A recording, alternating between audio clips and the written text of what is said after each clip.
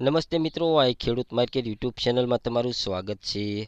મિત્રો, રાજ્યમાં માર્ચ મહિનાની શરૂઆતમાં જ માવઠાનો માર સહન કરવાનો વારો આવ્યો હતો. તે પછી રાજ્યના વાતાવરણમાં પલટો જોવા મળી રહ્યો છે અને સુસવાટા મારતા ઠંડા પવનોના કારણે ઠંડીનો અનુભવ થઈ રહ્યો છે.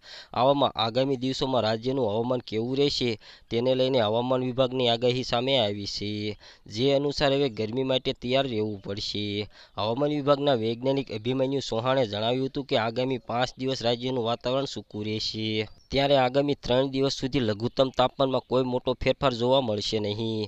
તે પછી તાપમાનમાં 2 થી 3 ડિગ્રીનો વધારો જોવા મળશે.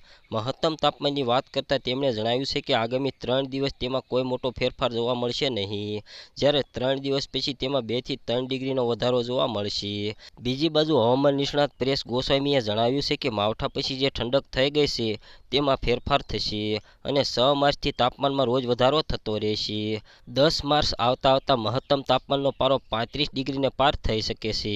એટલે કે હવે આપણે ધીરે ધીરે ઉનાળા તરફ જઈ રહ્યા છીએ. આમ ઠંડીના માહોલમાંથી છુટકારો મળશે.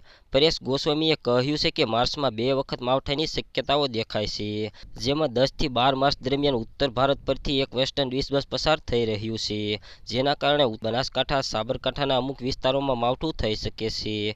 આ સાથે કચ્છના ભાગોમાં પણ માવઠું થઈ શકે છે.